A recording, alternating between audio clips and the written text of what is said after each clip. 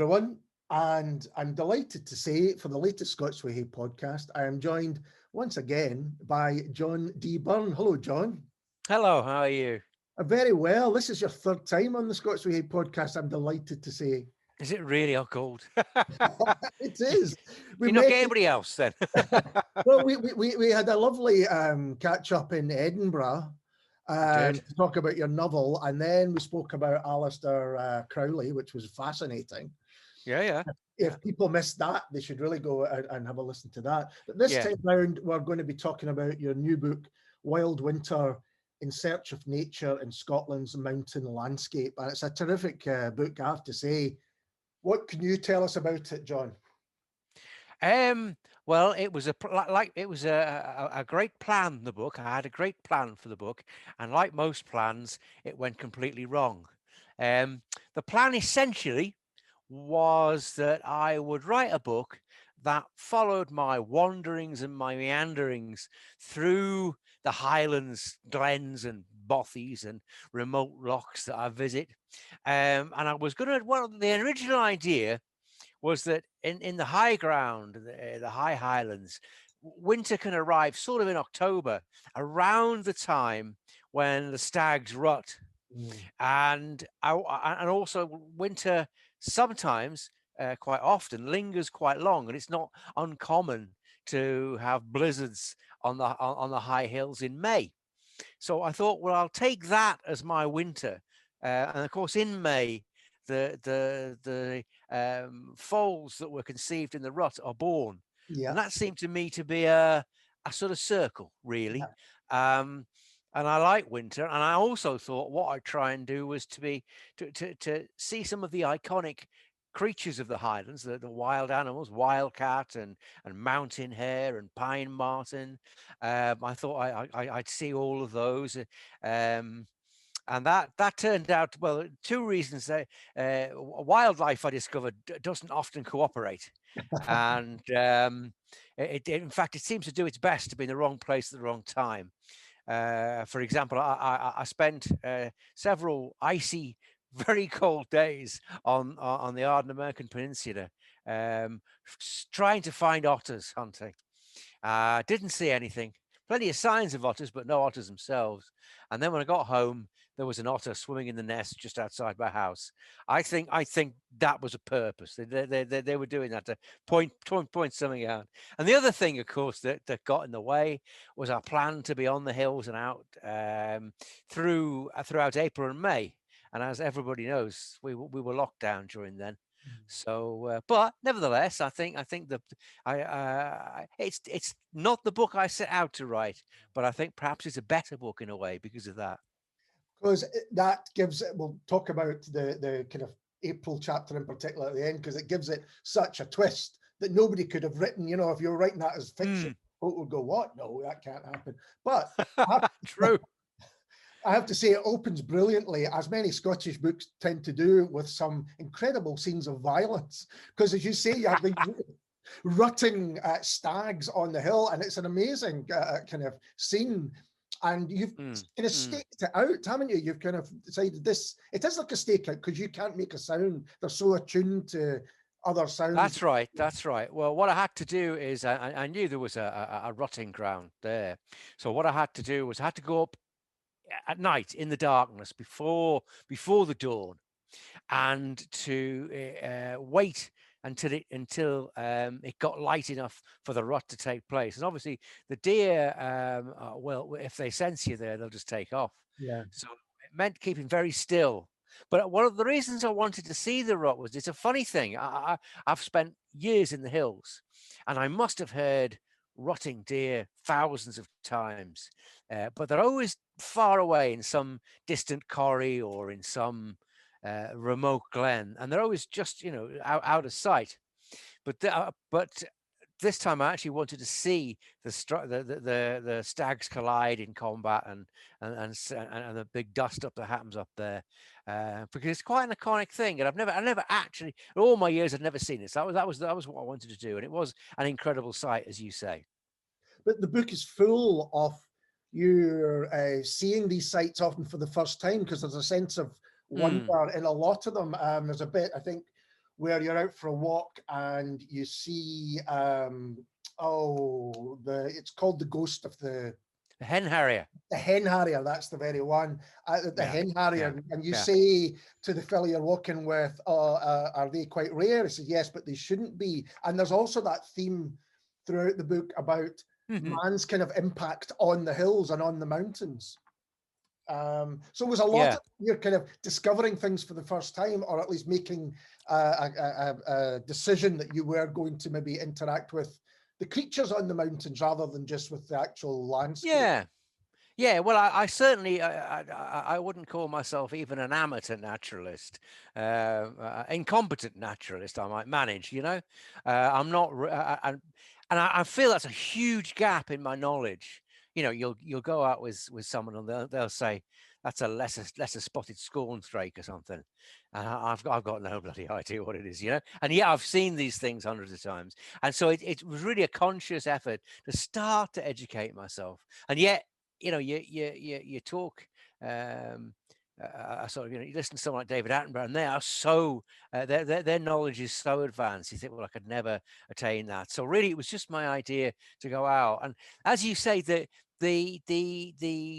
sighting of the hen harrier, male hen harrier, was that was a real iconic sighting, because the hen harrier, as you sort of pointed out, they are, well, relatively rare in the Highlands. They're extremely rare in England.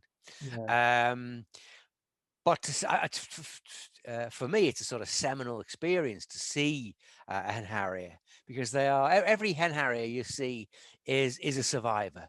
It's come through a hostile environment, really, only to find an ability to breed and to find some corner of the Highlands that it can call its home, and so they are difficult to see. I was very lucky, because the bothy I went to in the summer, male hen harriers often have more than one brood going at a time, which means that when they're trying to feed their fledglings, they have to hunt like crazy.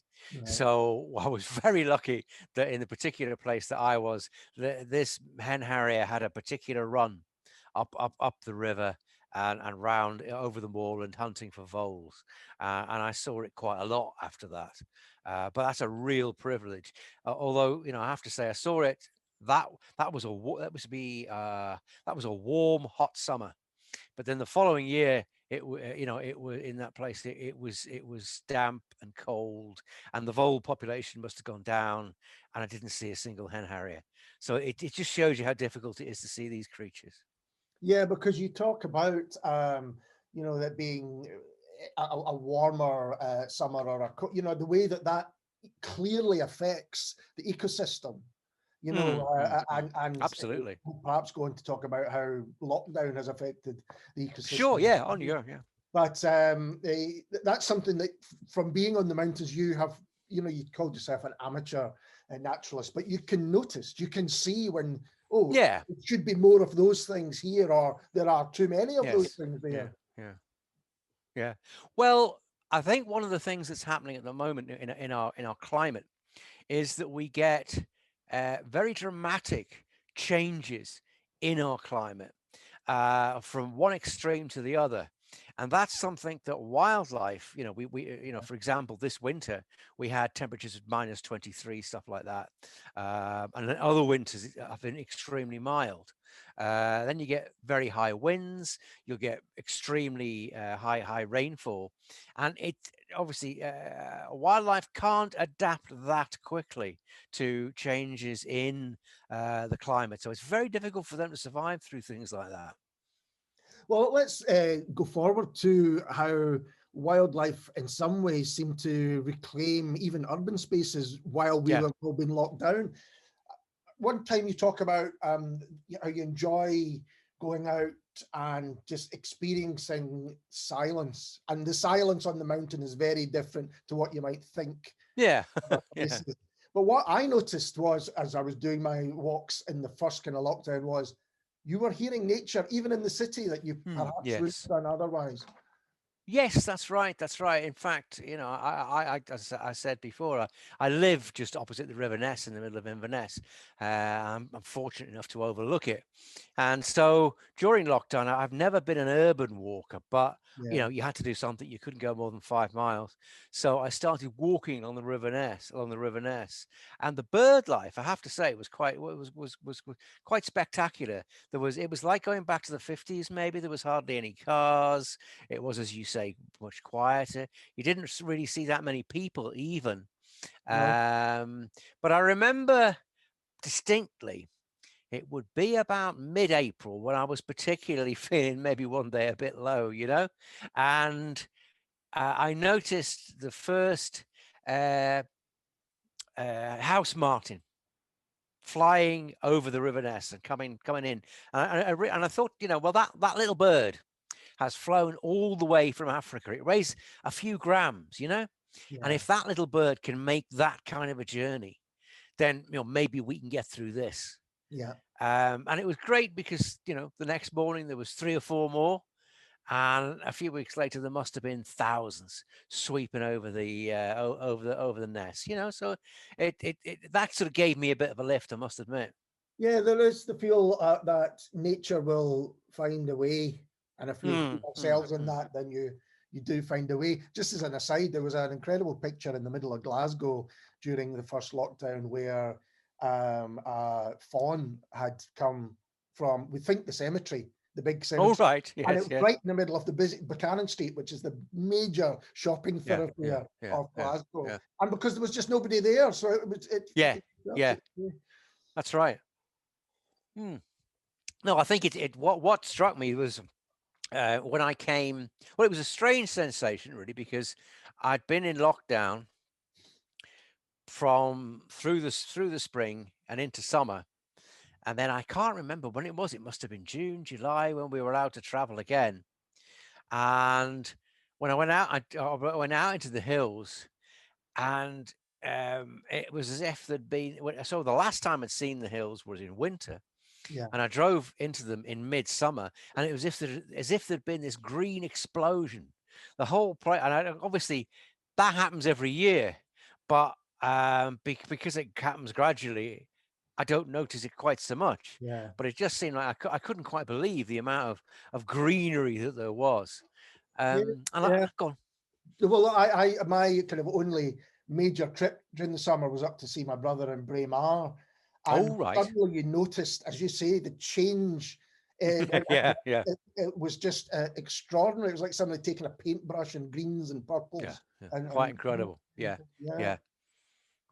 It's also the case that you know places that I went, like Bothies and the tracks into these places. A lot of them were very overgrown indeed, yeah, and it wouldn't have been almost in a few months and certainly a following year. A lot of those tracks would no longer have existed, yeah, and even you know Bothy doors were growing over. There was you could see that there had been nobody there at all. Quite yeah. incredible. And but as you say, given half a chance, nature will come back. Will find a way through. Well, you mentioned your otter on the nest, kind of almost cocking a snoot to you, trying to find them Yeah. elsewhere. But that's a really nice bit because you talk about the commuters going to their offices, going to their places of work, and being too absorbed in their phones or whatever, and Uh-huh. Yeah, noticing yeah. that nature is there. And I think Inverness, certainly more than any Scottish city I can think of, has gone from being quite a small place to very quickly being a big, Absolutely. right on Absolutely. the edge of some of our wildest, Yeah. natural habitat. Yes. Oh no, it's quite amazing. Yeah, I've been in Inverness for over 30 years now. But I can remember when I first came here, I think there was one supermarket in the middle of town. When I say supermarket, this was a yeah, small supermarket, which I think I'm right in saying, yeah, it closed on Sundays. yeah, And so if I was at work and didn't manage to get my shopping done on Saturday, then I'd starve for the weekend, you know? There weren't the shops. And now Inverness has, I don't know, about at least half a dozen really big supermarkets, which, yeah. because obviously Inverness, as you know, is basically the hub of the Highlands. So there's a lot of people come into Inverness from all over the Highlands, do their shopping, and then go home. So but it has grown exponentially. There's no doubt about it. And do you think that urban expansion so quickly over a short period of time has had a big effect on the nature around it? Or do you think it's almost, it's just, Difficult to say, really, because I know I'm not entirely sure, but well, there's lots of things changing at the moment. I think what Inverness was doing, it was almost sucking people out of the rest of the Highlands, yeah, yeah, because here there are facilities. There's for one thing is there's the big hospital, there's shopping, there's theatres, restaurants, that sort of stuff, things that people tend to want. And so I think what that was having the effect that people in more peripheral areas were sort of depopulating. But I think recently that trend may have changed because largely because of the internet and the fact that remote working is very much a practice now. It was becoming a really major practice, and then that's been given a real push, a real impetus by COVID. And so I think that if you're gonna, a lot of people these days, because of the internet, don't have to be based in a city or a town.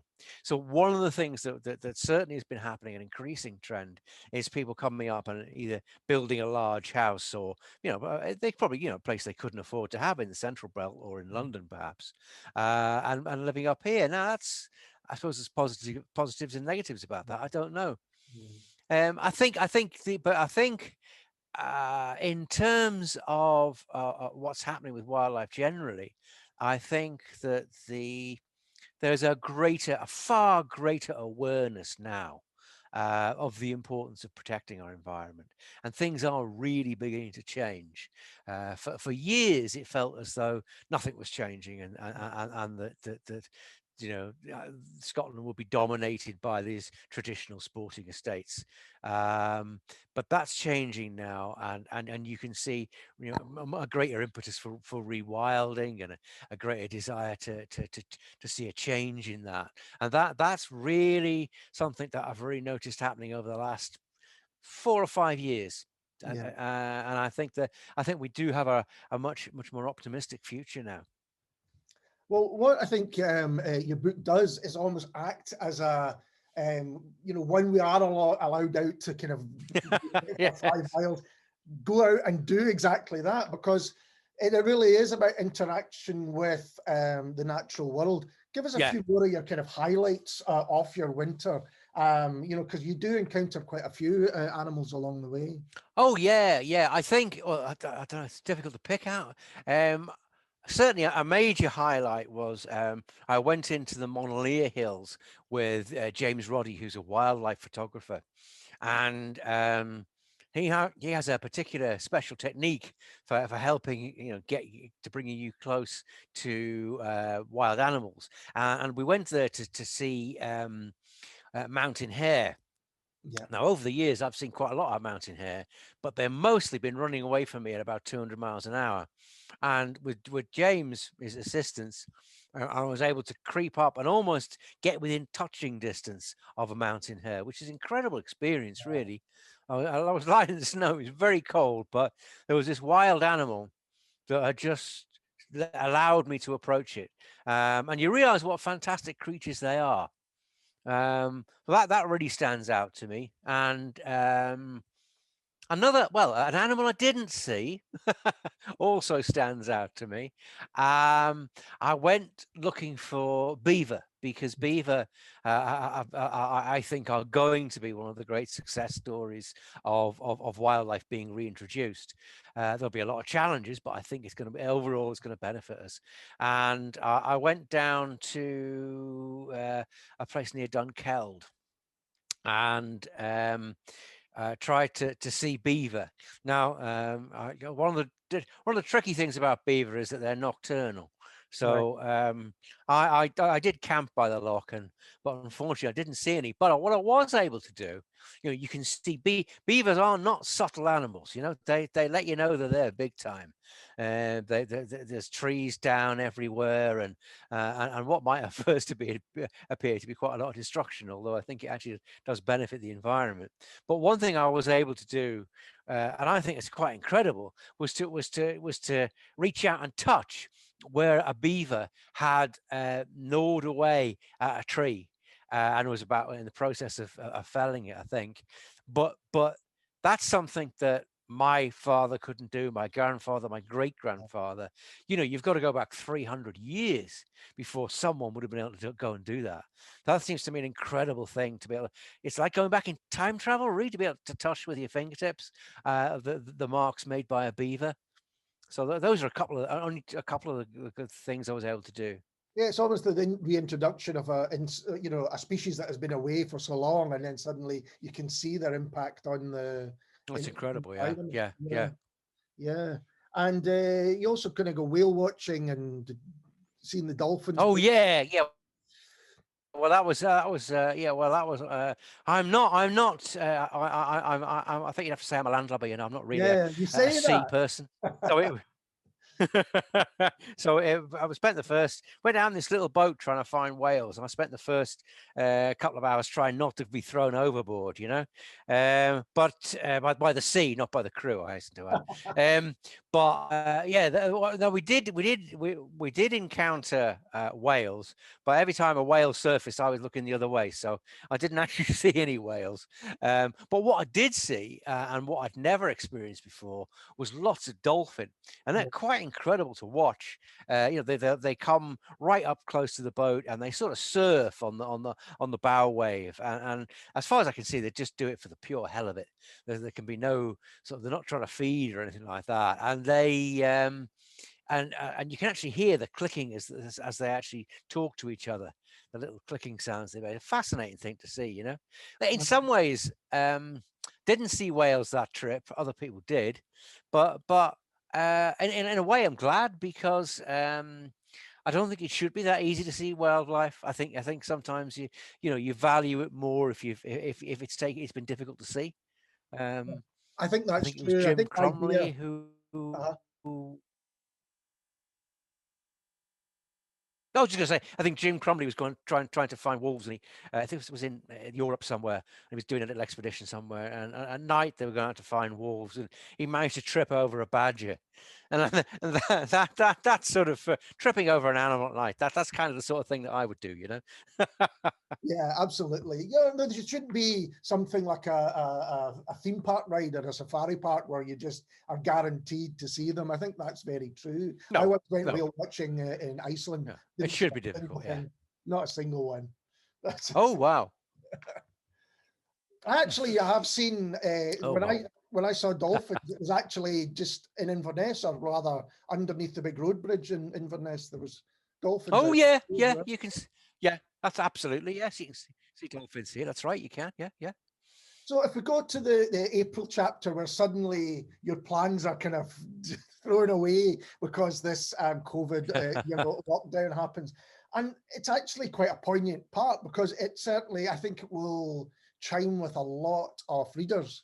This idea that, earlier in the book you talk about, oh, I do enjoy solitude, but that's solitude when it's your choice, rather than Yes. solitude which is enforced. There's a Mm. different thing and a different mindset. And you talked about how Yes. you were finding it difficult to write. There was a sense of kind of Yeah. lethargy, the 1 hour walk being almost like a prison let out. And I think that That's right. it certainly chimed with me, I have to say. Yeah, I think solitude is a choice, and loneliness isn't. Yeah. I think there's a vast difference there. And what the major problem, it took me a long time. I felt this great disquiet, and I wasn't comfortable. And as you say, I found it more and more difficult to write. And I've talked to other writers, and they've experienced something very similar.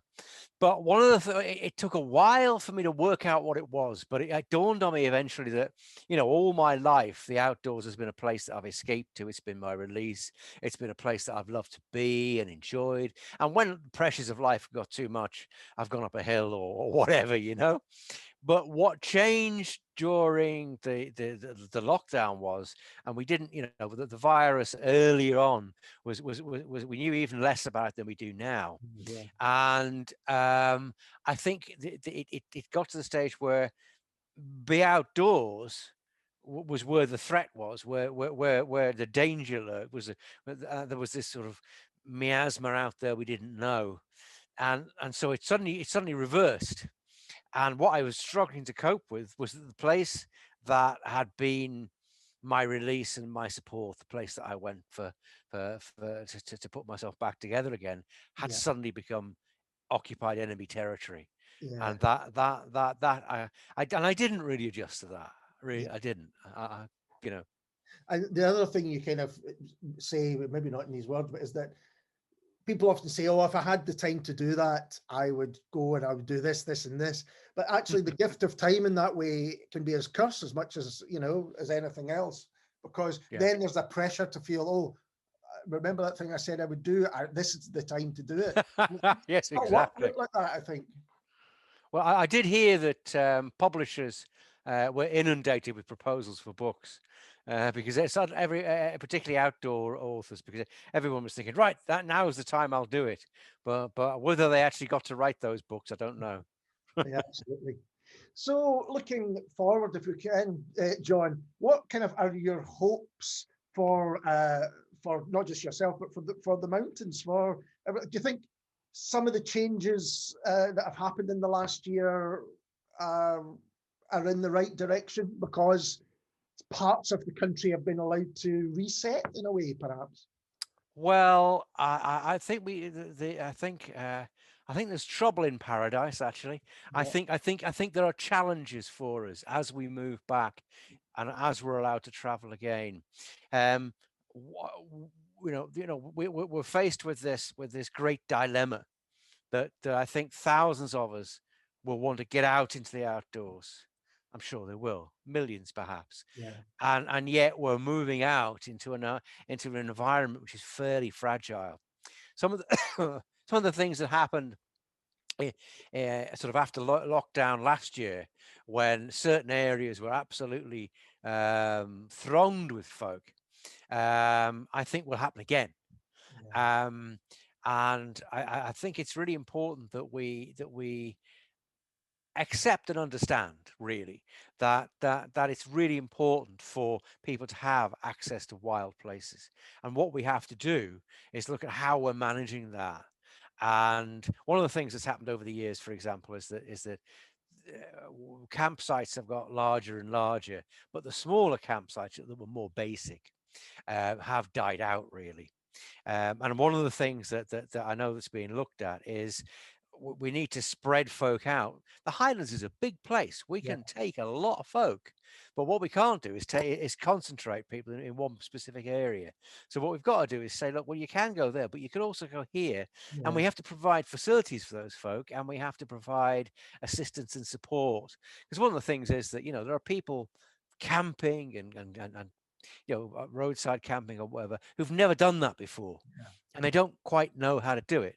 So I really think what we do not want to be doing is to prohibit that kind of camping. We want to support people to do it, and I think we also have to accept that it's going to go wrong in some places, yeah, because we've got a population that's been through a pandemic, a lot of traumatized people out there, and we have to cut these people a bit of slack. yeah, Okay, it's not great. It's not what we'd like. Maybe they're making a mess of a place, but we can clean that up. yeah. And next time, maybe we'll put some facilities in there. And so because I really think it's important that people get out into the countryside, because obviously I'm a big believer, or I would like us to value our countryside. Well, you can't expect people to value what they can't access. Sure. So we have to find a way of doing that. So there are opportunities, like you said, but I think we're gonna face a lot of challenges in the next few years. Yeah, yeah. It's interesting because I do remember in the summer, as you say, when people did have a bit more freedom, uh, Yeah, lots of people were getting out and up mountains. People that I would never have thought would have done that. There was that sense of let's get out of the city because yeah, that's been yeah. our only walk for months and months and months. Yes, exactly. That's quite natural, and that's quite right too. Well, John, as always, it's a delight to talk to you, and all the best with Wild Winter. I hope it's a big success for you. Yeah, it seems to be. Well, obviously it's not out yet, so, but the people who've read it seem to have really enjoyed it. So, and I think, as you said, it's a different book because of lockdown. So Yeah, and that's one of the reasons I think people should read it because whatever you expect it to be, it's something very different, and it'll have things that you will recognize as well. Okay, well, thanks for having me on the show. It's been a real pleasure talking to you. Thanks very much, John. And we'll be back soon with someone completely different. Cheers.